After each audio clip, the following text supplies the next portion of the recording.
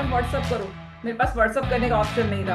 मैंने ध्यान से काम करके पहला चेक जब मेरा आया तो मैंने अपने लिए एक छोटा सा फोन लिया और मेहनत की, और साल भर कंप्लीट करते करते मैंने यहाँ से टॉप 6 स्टार का अवार्ड लिया। घर में बड़ी प्रॉब्लम चलती थी, आए दिन प्रॉब्लम होती थी, भाई ये बंद करो, ये काम जॉब करो, लेकिन मैंने ठान लिया था, कहीं ना कहीं मुझे ऐसे लगने लग गया था कि प्यास बहुत अच्छी है और मेरी लाइफ चेंज हो सकती है।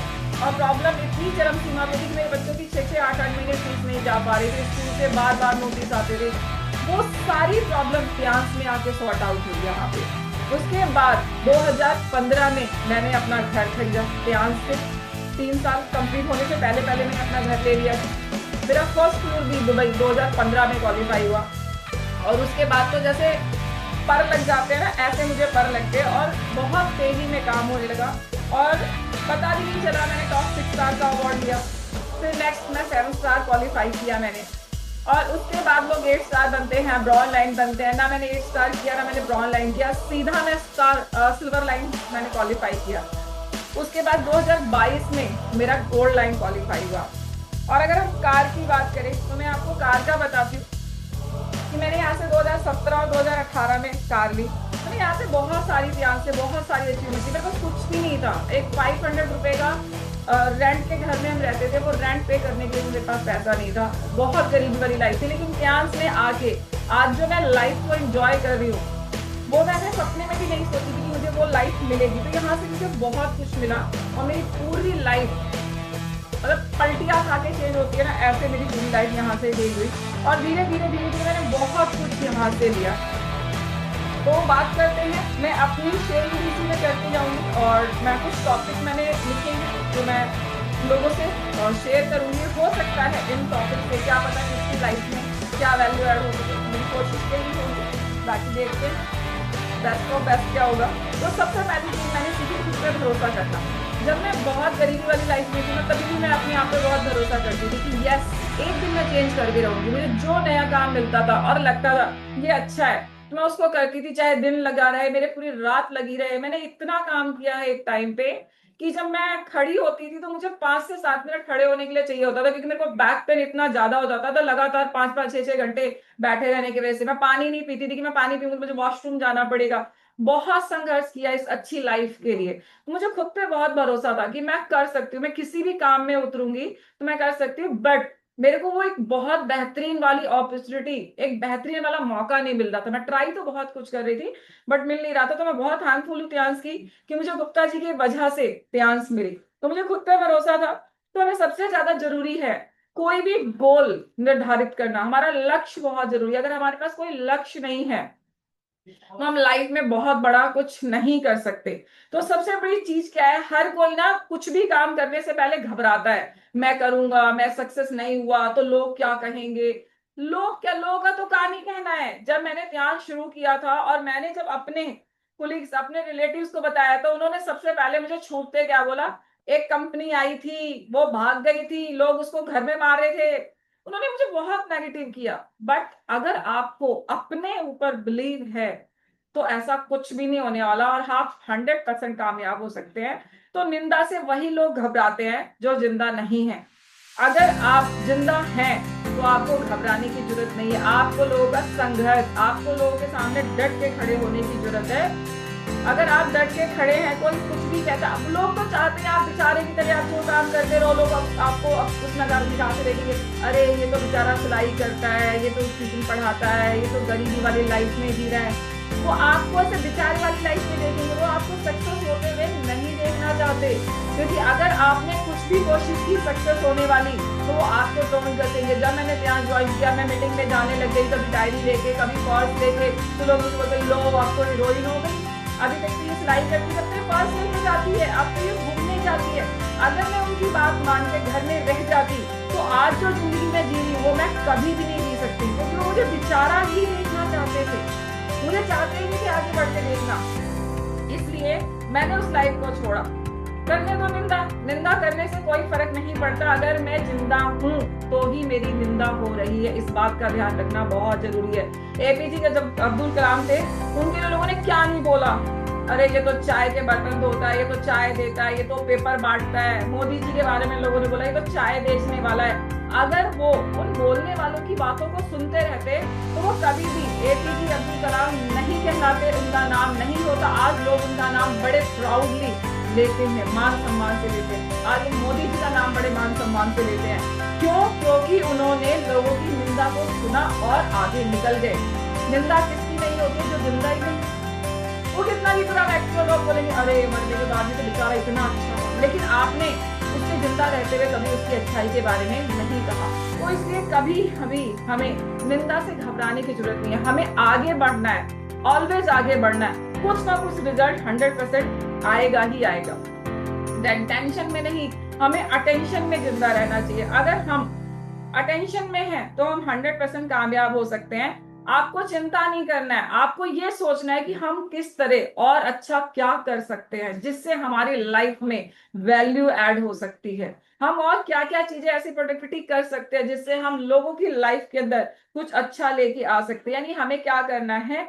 चिंतन करना है, टेंशन में नहीं रहना। अगर हम टेंशन में रहेंगे तो हम एक बहुत बड़ी लाइफ में जो अचीवमेंट ले सकते हैं या कुछ बहुत अच्छा कर सकते हैं वो हम कभी भी नहीं कर पाएंगे। हम इधर उधर के ही टेंशनों में और कामों में ही लगे रह जाएंगे, तो हम लाइफ में वो अचीवमेंट, वो गोल कभी भी नहीं पा सकते जो हमें पाना चाहिए। उसके बाद देखते हैं, बहुत सारे लोगों को आपने घरों में देखा होगा, ऑफिस खोलते हैं या घर खोलते हैं तो वो क्या करते हैं, वो जो 7 या 11 घोड़ों का चित्र लगाते हैं दौड़ते हुए, उगते हुए सूर्य का चित्र लगाते हैं। उनको ऐसा लगता है कि अगर हम ये लगाएंगे ना तो हम लाइफ में सक्सेस हो जाएंगे।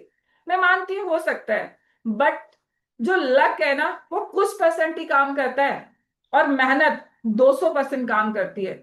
आपने जितने मर्जी पोस्टर लगा लिए, फोटो लगा लिए, बट आप निकल के बिस्तर से बाहर नहीं जा रहे हो तो आपकी लाइफ चेंज कैसे होगी? आपको भागना पड़ेगा, आपको सुबह जल्दी उठ के दौड़ना पड़ेगा, अपने काम के लिए जाना पड़ेगा, आपको अपनी मेहनत करनी पड़ेगी। आपके अगले दिन सुबह के गोल्स रेडी होने चाहिए कि आपको क्या करना है। जब आप ये काम करेंगे तभी आप 100% आगे निकल सकते हैं। दौड़ते हुए घोड़े नहीं, आपको खुद को दौड़ना पड़ेगा। सूरज निकलने के बाद नहीं उठना, आपको टाइम से उठ के अपनी प्रिपेयरिंग करके टाइम से जाना पड़ेगा, तो भी आप 100% अपने गोल को अचीव कर सकते हैं। तो गोल अचीव करना बहुत ज्यादा जरूरी है। पहले लाइफ में गोल बनाना और अचीव करना। बहुत सारे लोगों का क्या होता है, मुझे बहुत बड़ा घर लेना है। कितना बड़ा? पहले मैं भी ऐसी सोचती थी, बहुत बड़ा घर लेना है। कितना बड़ा भाई? कुछ पता तो होना चाहिए, डेफिनेशन तो होनी चाहिए कितना बड़ा। लेकिन नहीं, उनसे पूछो तो हाँ मैंने विजन बोर्ड बनाया है, मैंने उस पर घर लगाया है, कहाँ, कैसे, कितने का, कुछ भी नहीं पता। जब तक आपको रोड मैप नहीं पता है तो आप कुछ भी नहीं कर सकते। अब मेरे एक जानकार है, जब मैंने उनको बिजनेस प्लान दिखाया तो उन्होंने बोला मुझे बहुत बड़ा घर लेना है दिल्ली के अंदर। कहाँ पे लेना वो नहीं पता, कितने का है वो नहीं पता। आपके गोल के अंदर लिखा होना चाहिए, अगर आपको घर लेना है कितने करोड़ का है, 4 करोड़ का है, 5 करोड़ का है, 6 करोड़ का है, कहाँ पे लेना है, कितने BHK, कितने कमरे होने चाहिए, कितने टॉयलेट होने चाहिए, हर चीज आपको पहले से पता होनी चाहिए। और सबसे बड़ी बात, आप क्या करते हैं, जॉब या बिजनेस। अब अगर आप जॉब या बिजनेस कर रहे हैं तो पैसा डिफाइन करेगा कि आप कितना पैसा अर्न कर रहे हैं जो कि आप वो घर ले सकते हैं। क्या ऐसी कोई प्लानिंग है आपकी? नहीं। अगर नहीं है तो आपका वो जो सपना है वो यही नहीं पता वो गोल कब पूरा होगा, क्योंकि वो एक प्रॉपर गोल नहीं है, वो तो एक सपना है जो आपने देख लिया, हो गया तो हो गया, नहीं हुआ तो नहीं हुआ। मैं एक बहुत बड़ी ट्रेनर नहीं हूँ, मैं सिंपल वे में जानती हूँ क्योंकि मैंने उन चीज़ों को किया है तो इसलिए मैं बता पा रही हूँ। मेरा फर्स्ट सपना था कि मुझे दिल्ली में एक घर चाहिए। मैं 14 सालों से किराए पे रह रही थी, 14 साल से। आप सोच सकते हैं 14 साल कितना बड़ा समय होता है। मेरा बच्चा जब हुआ था 2 महीने का, मैंने रेंट पे घर लिया और 14 साल का वो हो गया, तब तक मैं रेंट पे थी। कितना लंबा समय बीता, 14 साल का। मैं मकान मालिक को और मकान मालिक मुझे देख के शायद दुखी हो चुका होगा पूरी तरीके से।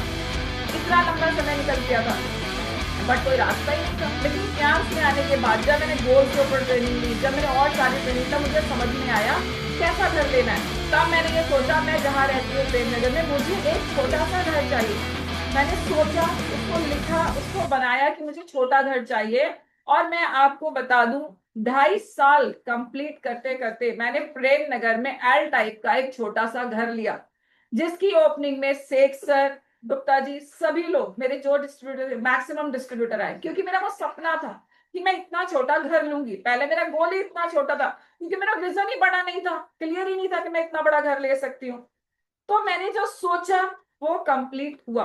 तो इसलिए जो हमारा रोड मैप है वो बहुत बहुत ज्यादा क्लियर होना चाहिए। जैसे अभी किसी से मेरी बात हुई तो उन्होंने बोला मुझे लंबी कार लेनी है। कौन सी कार लेनी है भाई? तो वो तो नहीं पता, लेकिन बढ़िया कार ले। जब आपको यही नहीं पता कि आपकी जो बढ़िया कार है वो कौन से मॉडल की है, वो कौन से ब्रांड की है, वो कौन से कंपनी की है, उसका कलर क्या होगा, तो आप कैसे ले सकते हैं? कभी भी आप, मेरे घर बहुत सारे लोग आते हैं, कभी भी आप में से किसी का आना होगा तो आप देखेंगे मेरे विजन बोर्ड पे मेरे रेड कलर की मर्सिडीज बेंज कार लगी है, जिसका मॉडल नंबर, जिसका कार नंबर, जिसका कलर, सब चीज मुझे पता है कि वो मुझे चाहिए तो चाहिए। और मैं इसके ऊपर आपको बहुत अच्छी चीज बताती हूँ। मैं द सीक्रेट बुक पढ़ती हूँ, और मेरी सबसे सबसे सबसे फेवरेट बुक है, क्योंकि मैं पढ़ाई में बहुत कमजोर हूँ। मैं पढ़ने में बिल्कुल भी अच्छी नहीं थी कि मैं यहाँ पे अपनी बढ़ाइयां मारूं, मैं बहुत कमजोर थी पढ़ने में। लेकिन द सीक्रेट बुक मुझे बहुत पसंद है, क्योंकि मैंने उसमें जो भी पढ़ा, सोचा, और मैंने मैक्सिमम चीजों को वहां से पाया है। तो मैं आपको बताऊं, 2017 में कार पॉलिसी आई थी, और मेट्रो गिल में हमारा सेमिनार होता था, वहां सेमिनार था। गुप्ता जी के पास कॉल आया था पहले कि भाई कंपनी से कुछ लोग आ रहे हैं और कार पॉलिसी को हम वहां पे लॉन्च करेंगे। हमने कहा ठीक है। तो हमारा क्या सिस्टम था, हम जाते अपना चेयर वेयर सेट करते, प्रोजेक्टर लगाते, ये सब काम में करने में लग जाते। तो गुप्ता जी ने मेरे को एंट्री में बैठा दिया कि तुम जितने लोग आ रहे हैं उनकी एंट्री करो। मैंने कहा ठीक है। तो मैंने देखा कि जो वहां से मैनेजर आए थे ध्यान से, उनके हाथ में इतनी बड़ी बड़ी कार के पोस्टर्स थे। तो मैंने बोला सर एक दोगी ना? बोले हाँ देंगे देंगे देंगे। और जब तक मैं एंट्री करके गई 1.5 से 2 घंटे बाद, तब तक कार लॉन्च हो चुकी थी, और मेरे लिए एक सिंगल पीस नहीं बचा। तो जब मैं आगे गई तो मुझे मतलब बहुत अच्छा नहीं लगा। मैंने उनको बोला सर एक ही तो कार मांगी थी, वो भी नहीं दी आपने। तो उन्होंने मुझसे बड़े एटीट्यूड में बोला नहीं मिला तो नहीं मिला, क्या आप कार क्वालिफाई कर लेंगे? मैंने कहा बिल्कुल कर लेंगे, क्यों नहीं करेंगे सर। मुझे भी थोड़ा सा मतलब गुस्सा आया ऐसा। मैंने कहा क्यों नहीं करेंगे सर? बोले पक्की बात है। मैंने कहा पक्की बात है, इसी कार को क्वालिफाई करोगे? मैंने कहा सर 200% इसी कार को क्वालिफाई करूंगी, आप दो तो सही। और मैं मतलब जितना भी थैंक यू बोलूं भगवान का, उन्होंने किससे लाए कहाँ से लाए मुझे नहीं पता, 5 मिनट के अंदर उन्होंने मेरे को एक पीस कार का प्रोवाइड किया। उस कार को मैं अपने जान से प्यारा मैंने समझा, उसे मैं घर लेके गई, और मेरे बिल्कुल घर के मेरे बेड के सामने ऐसे वॉल है, और मैंने वहां पे उसको चिपका दिया। और मैं रोज उसको बोलती थी कि इस साल में कार का पैसा लेके रहूंगी, इस साल में ये कार का पैसा लेके रहूंगी, मैं छोड़ूंगी नहीं। और मेरा ये रोज का था, रोज का था। और आप समझ लीजिए 10 महीने की कार पॉलिसी थी, और 10 महीने कंप्लीट होने से पहले मैंने अपना मेंटेनेंस और अपना टारगेट कंप्लीट किया। और उसी कंपनी से, प्यास कंपनी से मेरे पास कॉल आया कि मैम आपकी कार क्वालिफाई हो गई। और जानते हैं जिन्होंने कॉल किया था, मैं उनका नाम नहीं लूंगी, वही मैनेजर थे जो मुझसे एटीट्यूड में बोले थे क्या कार क्वालिफाई करोगे आप, जो आपको मैं दूं। वो कार मैंने क्वालिफाई की, क्योंकि मैं बड़ाई नहीं करती, लेकिन मैं जिद्दी हूं। अगर मुझे किसी चीज की जिद आ गई है, चाहिए तो चाहिए, बट चाहिए से पहले मैं प्लान भी करती हूँ कि वो कैसे होगा, कैसे नहीं होगा, वो चीज मुझे कैसे मिलेगी। और उस कार को मैंने क्वालिफाई किया। देन उसके बाद व्हाइट वॉश वगैरह हमारे घर में हुआ, उसको हमने उठा के रख दिया। एक और जनवरी मंथ में फिर से कंपनी ने नई कार पॉलिसी दी। और जब कार पॉलिसी थी तो मुझे फिर से मेरी कार की याद आई, और मेरे अकाउंट में पैसे आ चुके थे। और मेरी वीकनेस इतनी है, मेरा मैथ इतना कमजोर है, जब कंपनी ने कार फंड मेरे बैंक में दिया था तो मुझे जीरो नहीं समझ में आ रहे थे, क्योंकि उसी दिन 16 तारीख का पे आउट भी आया था। तो मैं गुप्ता जी दिखा रही है तो अभी तो पैसे आए थे, ये तो बहुत सारे जीरो लग के पैसे आए। तो उन्होंने पढ़ के बताया कि अरे पागल, तुम्हारा कार फंड आया मुझे लग रहा है। तो ऐसे इंसान को भी कार मिल सकती है अगर आपका जज्बा, आपका बिलीव मजबूत हो। और मैंने फिर से उस कार को बाहर निकाला, अलमीरा से साफ वाफ किया, लगाया, और 2018 में फिर से मैंने कार क्वालिफाई। तो बहुत ज्यादा जरूरी है कि आप अपने गोल, अपने ड्रीम को सोचना ही नहीं है, दिल से सोचना है, दिल से, और उसके बाद फिर प्लान ऑफ एक्शन लेना है। और जो एक्शन मैंने लिया और मेरी कार क्वालिफाई हुई, तो आपको भी इसी तरीके से करना है। देन बहुत सारे लोगों को एक क्वेश्चन होता है कि हम ज्वाइनिंग कैसे कराएं, ज्वाइन हो गए तो हम टीम कैसे बनाएं, हमारी टीम तो सुनती नहीं है, हमारी टीम तो काम करती नहीं है। आपको एक बेहतरीन लीडरशिप करनी है। आपने जिनको भी ज्वाइन कराया है उनके साथ बैठना है, उनके साथ चाय पानी पीना है, उनके साथ ऐसे रिलेशन बनाने हैं ताकि उन्हें ये लगे कि आप उनके बहुत अच्छे वेल विशर हो, और लगे ही नहीं, रियली लगे। क्योंकि हम रियली उनके वेल विशर है तभी उनका और हमारा बाउंडिंग बनेगा और हमारा बहुत अच्छा काम होगा। और उसका रिजल्ट ये होता है जब आप अपनी टीम के संग बैठ के बाउंडिंग बनाते हैं तो आपकी टीम ग्रो करती है। उसके बाद आप उनकी लिस्ट बनवाइए।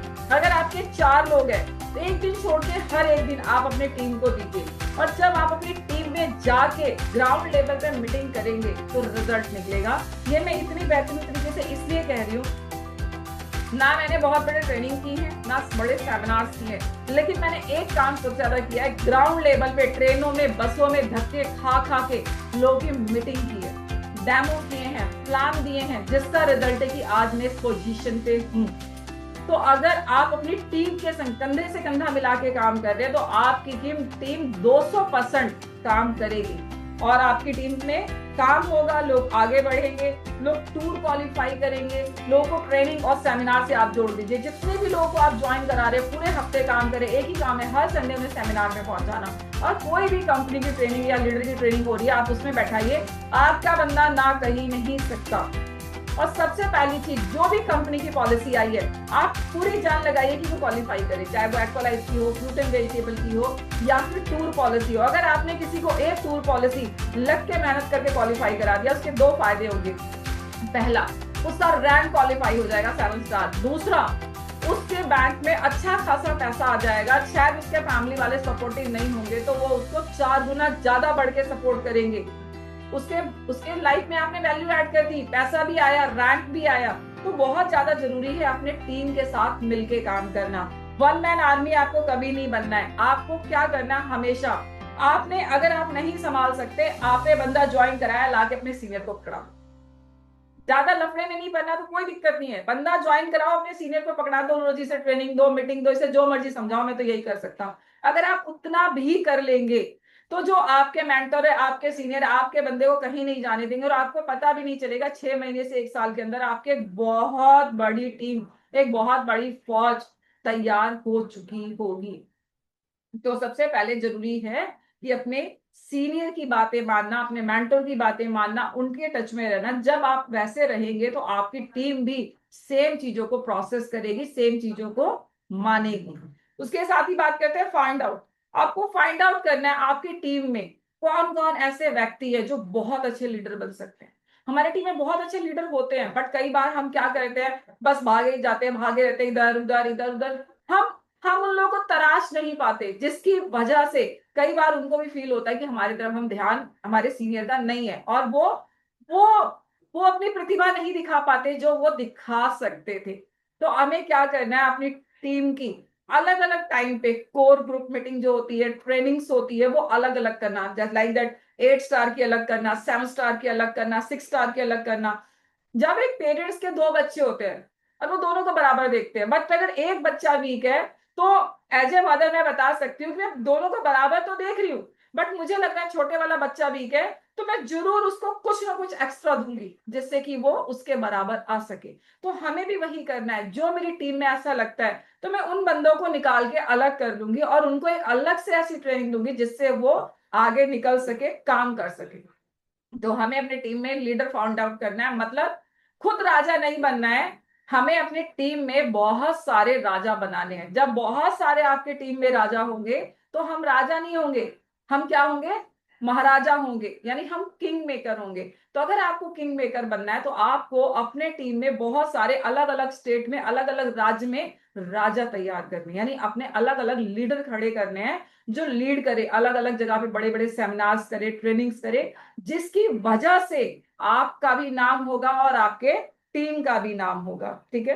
सबसे बड़ी बात, हमें अपनी क्रेडिबिलिटी भी बढ़ानी है। बहुत सारे लोगों की क्रेडिबिलिटी बढ़ानी क्यों जरूरी है? अगर हमारी क्रेडिबिलिटी नहीं है, अगर हमारे लोगों के निगाह में वैल्यू नहीं है तो हम काम नहीं कर पाएंगे। तो इसलिए बहुत ज्यादा जरूरी है कि जो हमारी टीम है उसके निगाहों में हमारी वैल्यू होनी चाहिए, प्यार होना चाहिए, उसको लगना चाहिए यार बस जो कुछ है ना ये मेरा सीनियर ही है। अगर इसने मेरे सर पे हाथ रख दिया ना तो बस मेरी तो लाइफ ही चेंज हो जाएगी। मतलब लोगों के दिल दिमाग के अंदर ना आपका एक नशा, एक प्यार होना चाहिए। उसके सुबह उठते भी याद आना चाहिए, अरे यार मेरे सर मेरा ये काम करा सकते हैं, सर बताओ ये कैसे करना है, मैडम बताओ ये कैसे करना है। तो वो हमारी क्रेडिबिलिटी हमें बताते हैं कि हम कितने अच्छे हैं और हमारी टीम के लिए हम क्या कर सकते हैं। तो बहुत ज्यादा जरूरी है इस तरीके से हमें आगे बढ़ना। दूसरा, शेड्यूल बहुत जरूरी है। मैंने अपने लीडर्स में भी देखा और बहुत सारे लोगों में देखा है, उनका कोई शेड्यूल नहीं है। वो सुबह उठे, नहाए धोए, अब वो सोचते हैं यार क्या करूं, रामू के पास जाऊं या शामू के पास जाऊं या किसके पास जाऊं। पता चला उन्होंने राम को कॉल किया, वो भी बिजी है, शाम को कॉल किया, वो भी बिजी है। वो सोचते हैं अच्छा ये दोनों बिजी है, आज चलो टीवी देखते हैं, आज चलो रील चलाते हैं। तो मैक्सिमम लोगों में कमी क्या है कि वो फाइंड आउट ही नहीं करते कि मेरे को कल कहाँ जाना है, परसों कहाँ जाना है, अगले दिन कहाँ जाना है, अगले एक एक वीक तक मेरा क्या शेड्यूल है। अगर आप देखोगे मेरी डायरी में तो अगले एक हफ्ते से 10 दिन का हमारे शेड्यूल तैयार है कि हमने ये दिन किसको दिया है, मंडे किसके पास है, ट्यूसडे किसके पास है, वेंसडे किसके पास है, और कितनी कितनी मीटिंग है। लगभग हमें पता होता है कि हमारे दिन में एक मीटिंग है या 2 मीटिंग है या 3 मीटिंग है। प्रॉपर हमें पता होता है और ये प्रॉपर पता होना चाहिए। जैसे कि अभी हमने संजीवनी इंटरनेशनल फ्रेंचाइजी ली है, यहाँ हमने सबके डे बांधे हुए हैं। संडे सबके लिए ओपीबी होती है हमारी यहाँ। मंडे को हम बाहर मीटिंग के लिए जाते हैं। ट्यूसडे के लिए हमारी डॉक्टर अमरीश सर है, उनकी बहुत प्यारी टीम है जिसकी कल यहाँ पे मीटिंग थी। आज राहुल जी जो है 8 स्टार, उनके टीम की ऑलरेडी ट्रेनिंग चल रही है। कल यहाँ पे शीतल जी के टीम की मीटिंग होगी। और परसों एक और ग्रुप है जिसकी टीम की इंद्रजीत जी के टीम की मीटिंग। यानी हर दिन का हमारा शेड्यूल यहाँ पे पैक है कि किसकी मीटिंग कौन से दिन हो रही है। शेड्यूल पेपर पे लगा हुआ है बोर्ड पे कि किसकी मीटिंग हो रही है, कहाँ हो रही है और उस मीटिंग का एजेंडा क्या है। तो इसलिए हमारे शेड्यूल्स बहुत ज्यादा जरूरी है। हमें पता ही नहीं होता कि हमें किसके पास जाना है, कहाँ जाना है। तो प्रॉपर एक हमारी डायरी, हमारे नोट्स बने होने चाहिए कि हमें कब, कहाँ और कैसे कितनी मीटिंग करनी है, कौन सा दिन हमने किस लीडर को दिया हुआ है। तो अगर हमने इस तरीके से काम किया तो हमारे पास बहुत सारे ऑप्शंस है आगे जाने के लिए। अगर हम इस तरह से काम नहीं कर रहे हैं तो हमारे पास ऑप्शन नहीं है आगे बढ़ने का। हम हर दिन यही सोचेंगे कि हम क्या करें और हम कर नहीं पाएंगे, हम वापस से बैक आ जाते हैं। तो बहुत ज्यादा जरूरी है हमारी एक बहुत मजबूत लिस्ट होना। जब हमारी मजबूत लिस्ट होगी तो हम प्रॉपर लोगों को प्लान दे पाएंगे। प्लान देने के बाद बहुत ज्यादा जरूरी है कि हम 24 से 48 घंटे में अपने बंदे का फॉलोअप करेंगे। अगर हमने 24 से 48 घंटे में फॉलोअप नहीं किया तो बंदा आपका डेड हो जाएगा। तो अगर आपने 24 घंटे में फॉलोअप किया तो आपको ये पता चला कि क्या हुआ है क्या नहीं हुआ, किसी ने उसको पिन तो नहीं मारी है, उसके दिमाग के अंदर कुछ चल तो नहीं रहा है। आपको सारी चीजें प्रॉपर तरीके से उसे बतानी है, समझानी है। और साथ ही जिस माहौल में वो बैठे हैं वो भी हमें ध्यान रखना है कि वो माहौल कैसा है, वहां बहुत ज्यादा शोर शराबा तो नहीं है, आप बार बार फोन तो नहीं चला रहे हैं, उसका ध्यान तो डिस्टर्ब नहीं है। अगर आपने आधे घंटे की मीटिंग करनी है तो उसको सीरियसली करनी है और साथ ही उसका फॉलोअप भी बहुत सीरियसली तरीके से करना है। अगर आपने फॉलोअप बहुत अच्छा किया तो 200% वो बंदा क्लोज होगा और आपके पास आएगा ही आएगा। तो जरूरी है हमें अच्छी लिस्ट बना के प्रॉपर डायरी मेंटेन करके मीटिंग करना। उसके बाद बात करते हैं जिसका काम उसी को साझे। बहुत सारे लोग होते हैं, अब वो मीटिंग के लिए जा रहे हैं, उन्होंने बैग उठा लिया है, बट घर में से आवाज आई अजी हमारा तो टूटी खराब हो गया, पानी नहीं आ रहा है। अब हमारा मेंटली दिमाग क्या बोलता है, छोड़ो, वो बैग रख देते हैं, मीटिंग को कैंसिल कर देते हैं, हटाओ मीटिंग बाद में करेंगे, और जाके वो नल को सुधारने में लग जाते हैं। अब नल सुधर नहीं रहा, 2 घंटे खराब हो गए, 3 घंटे खराब हो गए, फिर वो मैकेनिक को बुलाएंगे। जरूरत ही क्या है, जो काम हमारा 100, 200, 500 रुपए में हो सकता है उसके लिए हम अपना करोड़ों का कीमती समय क्यों बर्बाद करें। बिजली का कोई प्रॉब्लम हो गया, हम वो सारे काम छोड़ के उसी काम में लग जाते हैं। आपको मैं बता दूं, मैंने जब से प्यांश किया और जब से रिजल्ट आया और मैं सीरियसली तरीके से प्यांश के लगी, मैं क्यों लगी प्यांश में, क्योंकि मेरे पास तो कुछ था ही नहीं ना, मेरे पास कोई और अदर हैंड था ही नहीं, ना पैसा और ना कुछ। इसलिए मेरे लिए जो कुछ था प्यांश था, दिन जीना, सोना, मरना, खाना पीना सब प्यांश। इवन मेरा ब्लड टेस्ट भी कराएंगे तो प्यांश पॉजिटिव मिलेगा। तो अपना सब कुछ प्यांश ही है। अगर मुझे शादी में जाना है तो नहीं जाना है, अगर ये काम है तो नहीं है। सबसे पहले क्या है, प्यांश है। मैं जहां से जुड़ी हुई हूँ जिन गुरुजी से, आज सब लोग जा रहे हैं वहां पे, क्योंकि वहां पे कन्या विवाह है, कल से वहां पहुंचना ही पहुंचना है। बट आज मेरी मीटिंग थी, अगर मैं जाती तो डिस्टर्ब हो जाता, बट मेरे गुरुजी कहते हैं सबसे पहले आपका बिजनेस है, आप जहां से आपका घर चलता है सबसे पहले उसको करना है, उसके बाद आप दिल से भगवान को याद कर रहे हो ना। अगर मैं चाहती तो वहां पे आज ना करते हुए भी लोग 10,000 लोग आज जा रहे हैं, मेरे पेरेंट्स भी जा रहे हैं और मेरे को भी जाना था।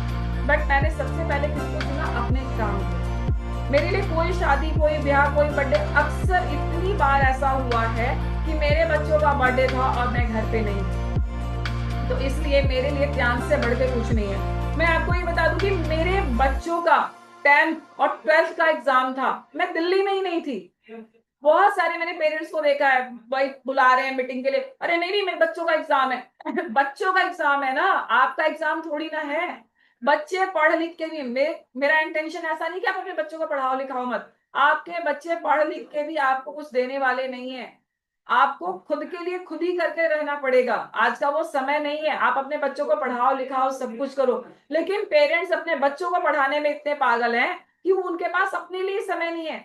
मीटिंग के लिए बोले नहीं नहीं अभी तो बच्चों का एग्जाम चल रहा है, जूम पे मीटिंग ले रहे हो, नहीं नहीं बच्चे जूम पे क्लास ले रहे हैं, आप क्या कर रहे हो? आपके लिए अपना बिजनेस, अपना सब कुछ बहुत ज्यादा जरूरी है। जब मेरे बेटे का 10th का एग्जाम था, मैं महाराष्ट्र में थी। जब मेरी बेटी का 10th में एग्जाम था, मैं राजस्थान में थी। ऐसे ही मेरे दोनों बच्चे के 10th और 12th के एग्जाम में मैं दिल्ली में कभी नहीं थी। बट मेरे बच्चों ने कभी भी मुझे शिकायत नहीं की कि मम्मी आप हमारे एग्जाम के टाइम पे क्यों नहीं थे, क्योंकि मैंने अपने बच्चों को बोला ही नहीं कि भैया तुम्हें 99% मार्क्स लाने हैं, पास हो जाओ बिना दिमागी प्रेशर लिए। आज मेरे बच्चे, जिनके बच्चे बहुत अच्छी डिग्रियां लेके पैसे कमा रहे हैं ना, मेरे बच्चे कम डिग्री लेके बहुत अच्छा पैसा कमा रहे हैं। मेरा बेटा 8 स्टार है, बहुत अच्छा थेरेपिस्ट है, बहुत अच्छा प्लान देता है, बहुत अच्छा स्टेज संभालता है, मुझे यही चाहिए था। मेरी बेटी MBA कर रही है, इंटीरियर डिजाइनर है और अभी पूरी फ्रेंचाइजी संभाल रही है। मुझे यही चाहिए था, मुझे बहुत ज्यादा नहीं चाहिए था कि मैं अपने बच्चों को प्रेशर बना के रखूं, इतने नंबर क्यों नहीं आते। नहीं, मुझे नंबर से नहीं, मुझे अपने बच्चों को बिजनेस में लाना है, किसी का नौकर नहीं बनाना है कि तुम नौकर बनो, अच्छा बिजनेस करके एक अच्छा बिजनेसमैन बने। तो मैंने अपने बच्चों के ऊपर कभी भी प्रेशर नहीं किया, नहीं ये करना है वो करना है। तो हमें अपने घर के कामों में ना घुस के हमारा जो बिजनेस है उसके ऊपर फोकस करना है। अगर आपने बिजनेस को अपने से ऊपर रखा तो आपका बिजनेस आपको आपसे भी ऊपर ले जाने की क्षमता रखता है। तो आपको सेक्रीफाइस तो करना ही पड़ेगा कि शादी में प्लान देना। अगर आपने ये चीज किया तो आप 200% सक्सेस हो सकते हैं। ठीक है, तो मैंने एक स्टोरी पढ़ी थी रतन टाटा जी की, तो उसमें उन्होंने बताया था रतन टाटा जी ने कि उनका ड्रीम प्रोजेक्ट था टाटा इंडिका कार, जो 1998 में सक्सेस नहीं हो पाई थी और उनको बहुत दुख था इस बात का कि वो मैंने एक कार लॉन्च की जो सक्सेस नहीं हुई। तो अगर हम बात करें यूएस में मोटरजेंस का फोर्ड कंपनी थी, उनके ऑनर थे बिल फोर्ड, उनका जो नाम था बिल फोर्ड था। उन्होंने बोला जब उन्हें पैसेंजर कार की नॉलेज नहीं थी तो उसको इस सेगमेंट में आना ही नहीं चाहिए था। वो क्यों आए? टाटा ग्रुप, उनको बहुत बुरा लगा और वो यूएस गए थे, वहां पे उनकी डील होने वाली थी। तो उन्होंने जब ये बात बोला तो मिस्टर टाटा को ना बहुत बुरा लगा, अच्छा नहीं लगा। तो जब वो रिटर्न फ्लाइट में आ रहे थे वो सोचते हुए आ रहे थे कि मुझे क्या करना चाहिए क्या नहीं करना चाहिए, और उनके एम्प्लॉय ने उनसे बात करने की कोशिश की तो उन्होंने कुछ नहीं बोला और वो वापस आए। और वापस आने के बाद उन्होंने क्या किया, इंडिया में आने के बाद इस डील को कैंसिल कर दिया। और जब 9 साल बाद 2008 में जो फोर्ड कंपनी थी, तो उस समय क्या होता, मार्केट की जीडीपी जो है बहुत ज्यादा गिर गई थी, बहुत ज्यादा मंदी आ गई थी और फोर्ड कंपनी जो है बैंक करप्ट हो गई थी। उसी समय की बात है जो टाटा बहुत तेजी से काम कर रहा था और सक्सेस की तरफ बढ़ रहा था और एक सक्सेस कंपनी बन चुकी थी। और उस समय पे रतन टाटा जी ने फोर्ड कंपनी को टेक ओवर किया। तो कभी भी कुछ भी हो सकता है अगर हम अच्छी मेहनत करते हैं और सही तरीके से काम करते हैं। तो मैं अगर अपनी भी बात करूं तो जब मैंने त्यांस को शुरू किया तो कुछ भी नहीं था मेरे पास, कुछ भी मतलब कुछ भी नहीं था। लेकिन त्यांस में आने के बाद मेरी लाइफ धीरे धीरे धीरे धीरे धीरे धीरे चेंज होती गई, क्योंकि मैंने पीछे मुड़ के देखा ही नहीं। कार क्वालिफाई की, टूर क्वालिफाई किया, 24 इंटरनेशनल टूर यहाँ से लगभग अभी तक क्वालिफाई किए। अगर मैं दोनों बच्चों की बात करूं तो अभी पीछे मेरे दोनों बच्चे चाइना गए थे, उससे पहले मेरे दोनों बच्चे दुबई गए थे और दोनों ही बच्चे बहुत अच्छी तरह काम कर रहे हैं। बेटा तो बहुत ही अच्छी तरह काम कर रहा है, अभी बिटिया को बहुत अच्छी तरह नेटवर्किंग नहीं आती है बट वो समझ रही है, बट फ्रेंचाइजी बहुत अच्छी तरह से संभाल रही है। तो ये जो कुछ मुझे मिला वो त्यांश की वजह से मिला। मेरा भी और लड़कियों की तरह एक सपना हुआ करता था कि मेरा हस्बैंड होगा शादी से पहले, जैसे हर कोई सोचता है मेरे हस्बैंड होंगे, मेरा एक अच्छा परिवार होगा, मुझे काम करने की जरूरत नहीं पड़ेगी, मुझे ये लग्जरी लाइफ मिलेगी, मुझे वो लग्जरी लाइफ मिलेगी। लेकिन एकदम उल्टा हुआ जब मेरी शादी हुई और धीरे धीरे लाइफ डिस्टर्ब हुई, बहुत चैलेंजेस आए और उसके बाद जब मुझे ये समझ में आया कि अब मुझे ही काम करना है और मुझे ही आगे निकलना है, तो कई बार मैं अपने आप से पूछती थी ऐसी क्या कमी है मुझमें, मुझे अच्छी लाइफ नहीं मिली, मैं ही आदमी की तरह मेहनत करती हूँ, मैं ये करती हूँ, मैं वो करती हूँ। लेकिन जब त्यांश में आने के बाद मुझे खिताब मिला आयरन लेडी का, तो मैं बता नहीं सकती, मैं इतनी खुश थी उस दिन मुझे इतना अच्छा लगा। और मैंने थैंक यू बोला भगवान को कि शायद भगवान आपने मुझे इसीलिए बनाया था, आपने शायद मुझे इसीलिए चुना था कि मैं एक जेंट्स की तरह मेहनत करूं और अपने पूरे आने वाली जनरेशन की, अपने फैमिली की लाइफ को चेंज कर दूं और लोग मुझे, मेरे पेरेंट्स को मेरे नाम से जाने। आज मैं अगर अपनी बात करूं तो मेरे इन लॉज से और मेरे पेरेंट्स से की तरफ से कोई भी सबसे पहले प्लेन में नहीं गया। अगर त्यांश से प्लेन में गई तो मैं ही गई। और उसके बाद मेरे ब्रदर हैं जो त्यांश को बहुत अच्छी तरह कर रहे हैं, उन्होंने 2-3 इंटरनेशनल टूर यहाँ से लिए। तो मैं अपने घर की पहली ऐसी लेडी बनी जिसने मल्टीपल टूर किए, कार क्वालिफाई किया और बहुत कुछ त्यांश से लिया। अगर बात करें 2015 में, मैंने आपको बताया कि मैंने अपना पहला घर लिया और 2015-16 के अंदर मैंने रोहिणी शिफ्ट किया, जैना अपार्टमेंट, जहाँ मेरा एक ड्रीम था कि मैं रोहिणी में रहूं अपने बच्चों के साथ, मैं एक अच्छी लाइफ दूं अपने बच्चों को। और मैंने रोहिणी शिफ्ट किया और 6 साल 11 महीने मैं रेंट पे रही यहाँ पे भी, और 6 साल 11 महीने में लगभग 16 लाख रुपए मेरा यहाँ से रेंट गया है।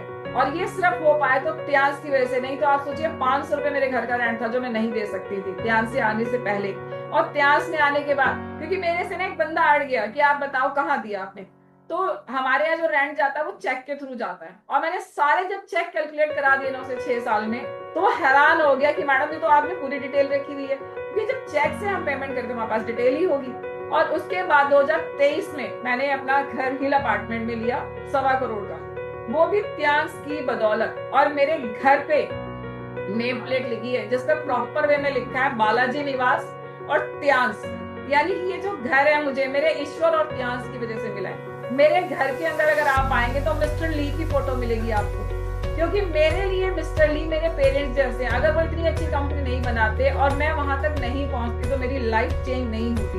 तो आज जो कुछ मुझे मिला त्यांश की वजह से मिला। और मैं त्यांश की एक और बेहतरीन आपको खूबी बताऊंगी।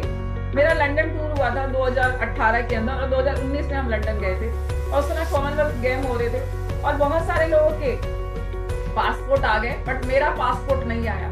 और सभी लोग इंडिया से चले गए, और मेरे गुप्ता जी बोले कोई बात नहीं, परेशान मत हो, कल तक तुम्हारा पासपोर्ट आ जाएगा और तुम ना आ जाना, तुम बिल्कुल रो मत, परेशान मत हो। और मैंने बैग पैक कर रखा था और मैं बहुत रोई, और मैंने अपना बैग ऐसे खोल के फैला दिया खूब रो के, और मेरी तबीयत भी खराब हो गई। सब लोग शाम को गए और अगले दिन दोपहर तक मेरे को फीवर आ गया था। तो मेरे बच्चों ने मेरे मम्मी को फोन करके बोला नानी मम्मी की तबीयत बहुत खराब हो रही है, आप आ जाओ। और मेरी मम्मी मेरे घर पहुंची, और इत्तेफाक से मेरे पापा ने उस दिन ऑफ लिया हुआ था, और शाम को ठीक 5 बजे मेरे पापा का फोन आया, किरण तेरा ना कोई कागज आया है। तो मेरे को एकदम से ना ऐसे, जो बीमार लेटा हुआ है ना, जैसे किसी ने उसके पास 1 लाख की गड्डी रख दी हो, एकदम से मेरे अंदर एनर्जी आ गई। और मैंने ऐसे पूछा पापा क्या है, जल्दी खोल के बताना। तो मेरे पापा थोड़ा धीरे धीरे काम करते हैं, धीरे धीरे खोल के कह रहे हैं पासपोर्ट आया है, पासपोर्ट। तो मैं समझ गई पासपोर्ट आया। मैंने कहा बस उसमें एक चीज पढ़ के बता दो, यूनाइटेड किंगडम लिखा है या नहीं लिखा है, लिखा है तो ओके, नहीं है तो कोई बात नहीं।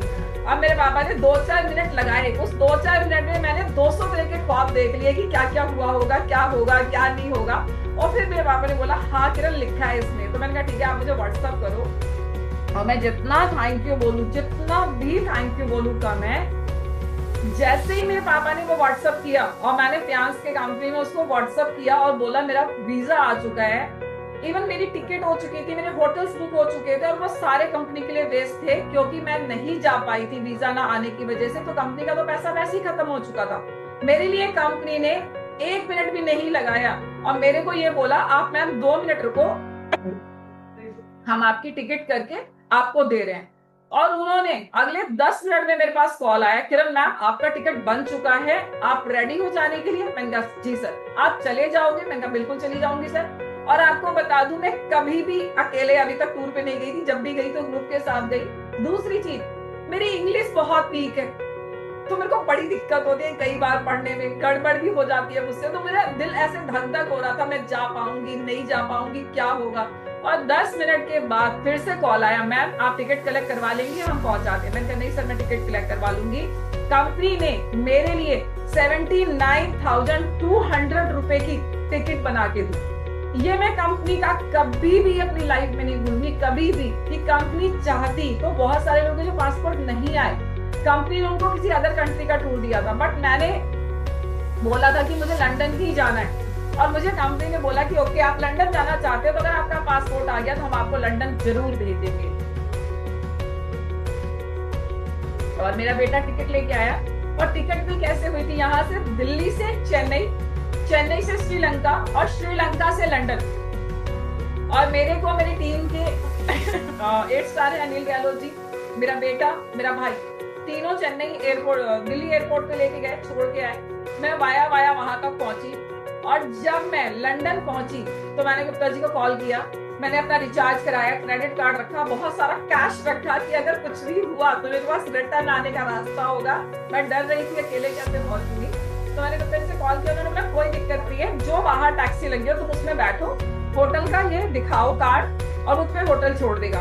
और मैं उसके लिए भी थैंक यू बोलती हूँ। मैं अपनी लाइफ में सबसे पहली बार बहुत लग्जरी टैक्सी में बैठी, और उसका नाम था बेंटले। मतलब मैंने सोचा नहीं था कि मैं इतनी मतलब अच्छी गाड़ी में बैठ सकती हूँ। मैं गाड़ी में बैठी, और जब मैं नॉर्थ होटल है 5 स्टार, जब मैं वहां उतरी तो जी बाहर खड़े थे, तो मैंने बोला इस टैक्सी का तो मेरी फोटो खींच दो। तो मैंने उससे बोला कौन सी टैक्सी है, कौन सी गाड़ी है, तो उन्होंने बताया बेंटले। और आपको मैं बता दूं कि उस टैक्सी का किराया भी प्यार से दिया, जो मैंने बिल पे किया, कंपनी ने मुझे वो रिटर्न किया। तो मैं अपनी लाइफ में अगर एक सांस भी ले रही हूँ ना अच्छी वाली बेहतरीन जिंदगी की, तो उसके लिए मैं त्यांस का बहुत एहसानमंद हूँ कि मैं आज त्यांस की वजह से मैं और मेरी पूरी फैमिली मतलब इतनी खुश है, हमारी लाइफ में इतना सब कुछ है।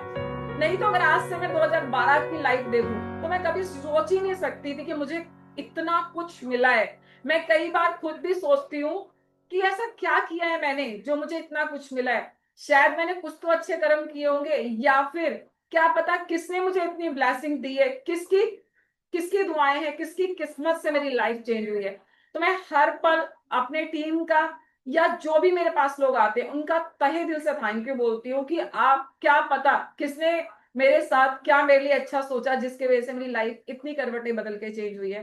तो मैं हमेशा त्यांस का, अपने सीनियर्स का और आप सभी लोगों का थैंक और एहसान मंद रहूंगी। और दूसरा एक चीज मैं और भी कहना चाहूंगी कि मैं वीडियो बहुत बना के डालती हूँ, और मैं बहुत थैंक यू बोलती हूँ इस पैनल के माध्यम से कि आप लोगों का बहुत ज्यादा प्यार मिलता है। मैंने जितनी भी वीडियो बनाई है बहुत ज्यादा लोगों ने लाइक किया है, बहुत ज्यादा लोगों ने मैसेज किया है, बहुत ज्यादा रीच मिली है। और बहुत अच्छा जब लगता है जब मैं बड़े इवेंट्स में जाती हूँ और वहां पे जब लोग मुझे मिलते हैं जिनको मैं नहीं भी जानती, और वो मुझे गले लग के जोर से बोलते हैं मैम आपकी वीडियो बहुत अच्छी है और आपकी वीडियो से मुझे बहुत कुछ सीखने को मिलता है। तो थैंक यू आप सभी लोगों का। मैं दिल से कहूंगी कि आप लोग अपना प्यार, अपनी ब्लेसिंग्स मेरे पास ऐसे ही मेरे साथ बनाए रखना।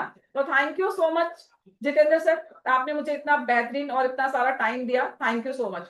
वेरी मच मैम, बहुत ही शानदार, मतलब फुल ऑफ मोटिवेशन। और आपने पूरी अपनी लाइफ यहाँ शेयर कर दी है कि किस तरह से आपने ज्वाइन किया, क्यों, क्या रीजन से ज्वाइन किया। और फिर जब वो भी आपने चीज बहुत अच्छे से शेयर करी कि जब आप शिद्दत से काम करो तो सब कुछ अचीव किया जा सकता है। और नो डाउट बिल्कुल आपके अपलाइन हम शिव शंकर सर को एक बार लाइन पे लेना चाहेंगे। सर आप अवेलेबल हैं? गुप्ता सर नमस्कार सर। या वेरी गुड मॉर्निंग सभी लोगों या को नमस्कार। मुझे आइडिया नहीं था आप उधर व्यस्त हैं, मुझे लगा इधर ऑन दिख रहे हैं तो मैंने आपको ऑल ऑफ सडन इनवाइट कर दिया। थैंक यू सर इनवाइट करने के लिए मुझे। तो बहुत बढ़िया सेशन रहा मैडम का। और ये तो बहुत अच्छी बात है टीएन्स इंडिया के लिए जो आपने इतना अच्छा नगीना खोजा है ना। और मैडम भी अपने आप के लिए ईश्वर से बहुत बहुत धन्यवाद करती हैं कि, और फिर मैडम को भी ये यकीन नहीं होता है कि इतनी अच्छी चीज़ें इतनी लाइफ में उनके कैसे आती चली गई। तो सर सबसे पहले तो मैं आपसे पूछना चाहूँगा कि आप आपके शब्दों में मैडम के लिए कुछ 2 वर्ड्स हम सभी के सामने आप व्यक्त करें। मैं यही कहना चाहूँगा कि मैम का जो मैंने शुरू से जुनून देखा है, जी सर। उनका काम करने का तरीका देखा है। जब मैं पहली बार मैम के घर गया था तो मैंने ये देखा कि 10 कमरे थे एक साथ, और उन 10 कमरे में एक कमरे में मैम किराए पर रहती थी, 500 रुपये के लगभग किराए पे, और बच्चे इनके प्राइवेट स्कूल में पढ़ते थे। मैंने मैम की वो लाइफ देखी है कि एक छोटे से कमरे में किराए पे रहती थी, और इस कमरे का किराया नहीं जा पाता था, बच्चों की स्कूल की फीस नहीं जा पाती थी, लोग रजिस्टर पे स्टैंप लग के आते थे स्कूल से। तो उस समय मैम के पास जब मैं पहली बार गया था तो ये माहौल देखा था मैंने, और मेरे को ये लगा कि मैम को काम की ज़रूरत है, और इनकी बातों से मुझे लगा कि इनके सपने बड़े हैं, लाइफ में कुछ करना चाहती हैं, लेकिन कोई प्लेटफॉर्म नहीं है। तो हमने त्यांश के बारे में बताया, मैम के सपने बड़े थे, मैम ने काम को शुरुआत किया, और जब इनका काम करने का मैंने तरीका देखा तो इन्होंने मुझे एक ही चीज़ कही कि हमें अपने सपने पूरे करने हैं, अपने बच्चों के लिए हमें काम करना है। मेरे लिए कोई दिन दिन नहीं है, मेरे लिए कोई रात रात नहीं है, मेरे को काम करना है। और मैम दिन रात काम करना शुरू किया इन्होंने, दिल्ली दिल्ली से बाहर, कभी 2 दिन के लिए, कभी 4 दिन के लिए, कभी 1 हफ्ते के लिए नेटवर्क बनाने में बिजी हो गई दिल्ली से बाहर जाके दिल्ली में। और एक दिन ऐसा था दिल्ली के अंदर डॉक्टर राधा कृष्ण सर्वपल्ली ऑडिटोरियम में, हम बाहर से सुबह आए थे और वहाँ पे बीबीएस हो रहा था। तो वहाँ पे 6 स्टार 7 स्टार कैटेगरी में बेस्ट अवार्ड मिले थे।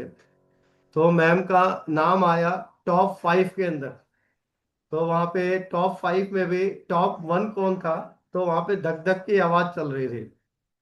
तो मैम का वहाँ पे जब टॉप अवार्ड में इनका नाम आया 6 स्टार बेस्ट कैटेगरी में, तो मैम को लगा कि अब मैंने जो मेहनत की है ना उसका रिजल्ट आ रहा है। इनको वहाँ पे शानदार ट्रॉफी मिली, मान सम्मान मिला, और उसके बाद मैम ने पीछे मुड़ के कभी नहीं देखा। पहला इंटरनेशनल दुबई टूर हुआ, फिर उसके बाद बैक टू बैक आज 20 22 25 टूर ले चुकी है मैम। 2 बार कार टूर ले चुकी हैं। पहले घर खरीदा मैम ने अपने पैसे से, वो कॉलोनी के अंदर खरीदा, लेकिन कॉलोनी वाली सोच से बाहर निकल गई मैम कि मुझे कॉलोनी में नहीं रहना। 7 साल दिल्ली के रोहिणी सोसाइटी में किराए पे रही, 16 लाख रुपए खर्च किए, और अप्रैल 2023 में 1.25 करोड़ रुपए का अपने पैसे से घर खरीदा। तो एक बात हम हमेशा कहते हैं कि महिलाओं के लिए एक चुनौती होती है कि शादी से पहले जो घर के बाहर नेम प्लेट होती है वो फादर की होती है, और शादी के बाद जो घर के बाहर नेम प्लेट होती है वो हस्बैंड की होती है।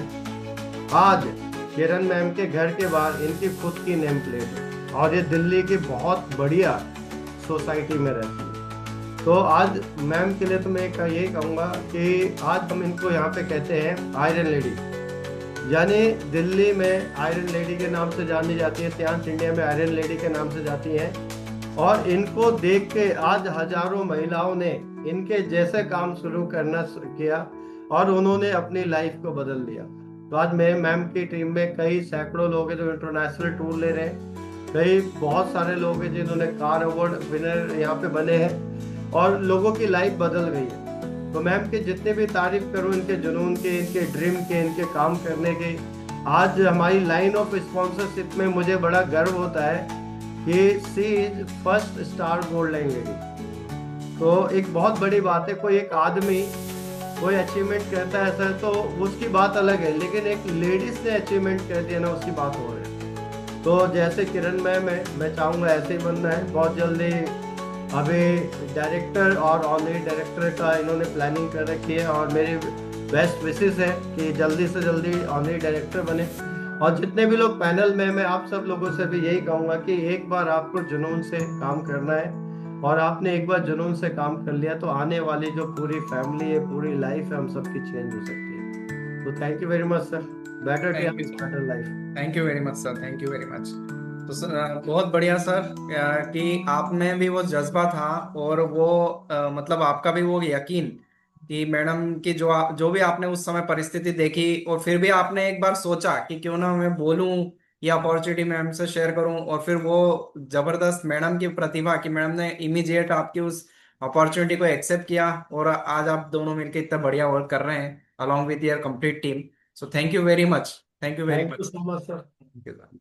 तो मैम, अगेन टू यू। आज का सेशन बहुत ही आपका मतलब मोटिवेशनल प्लस इंस्पिरेशनल सेशन लिया है आपने। फर्स्ट टाइम हम आपसे मिले हैं, और आपकी पूरी जिंदगानी के बारे में आज फर्स्ट टाइम हमें पता चला क्या क्या आपने अचीवमेंट्स किए, किस तरह से सिलाई से फिर आपने सबसे पहले फोन लिया, फिर कैसे आपने बैक टू बैक कार ली, फिर घर लिया, घर भी फिर आपके मन पसंद का नहीं लगा तो आपने अपनी सोच को और बड़ा किया, फिर मतलब आपने हर एक वो चीज अप्लाई कर दी जो लॉ ऑफ अट्रैक्शन में सिखाया जाता है, बताया जाता है, और वहाँ वही सारे पॉइंट्स आपने एक तरह से करके साबित करके दिखाया है कि जब चाहो दिल से, और अपनी मतलब कहते हैं ना कि हमें अपनी करंट लाइफ को छोड़ के अगली लाइफ जो हम जीना चाहते हैं वो देखनी पड़ती है, उसको महसूस करना पड़ता है, वो भाव हमें लाने पड़ते हैं, और वही अचीव हो पाते हैं। अदरवाइज 99% लोग यही करते रह जाते हैं लॉ ऑफ अट्रैक्शन को सीखने के बाद भी, कि अपनी पुरानी यादों को नहीं छोड़ते हैं, है ना। और जब तक हम पुरानी यादों को नहीं छोड़ेंगे तब तक फिर वो अगेन एंड अगेन जैसे पिक्चर की रील चलती रहती है तो वो अटक जाती है ना, बस वैसे ही होता है। तो सबसे इंपॉर्टेंट लॉ ऑफ अट्रैक्शन यही सिखाता है कि जो हम लाइफ देखना चाहते हैं उसमें पहले हमें खुद को उतरना पड़ेगा, भले ही दुनिया हमें पागल समझे। इसी तरह से ध्यान होता है यही सब। तो बहुत शानदार मैडम, आपने गोल पे बात करी। गोल के साथ बिलीफ होना बहुत जरूरी है। लाइफ में टेंशन लेके कुछ नहीं पाया जा सकता है, बेहतर है उस पर एक्ट कर जाना चाहिए। ये बहुत आपने बढ़िया बात बताई। Be specific for your wish और ड्रीम। अपने ड्रीम को लेकर स्पेसिफिक होना चाहिए। कार चाहिए तो कैसी चाहिए, कौन सी चाहिए, उसका एटलीस्ट ब्रांड नेम, उसका साइज, ये सब ऐसे नहीं काम चलेगा। जिस तरह से हम बस एक मतलब विश कहलाती है बस वो एक। तो विश इंसानों की बहुत सारी होती है, लेकिन जब तक स्पेसिफिक ना हो तब तक भगवान भी कंफ्यूज हो जाता है, ब्रह्मांड भी कंफ्यूज हो जाता है कि आखिर देना है तो क्या देना है। बिल्कुल आपने सही बात बताई। जिद्दी बनना पड़ता है अपने लक्ष्यों को लेकर।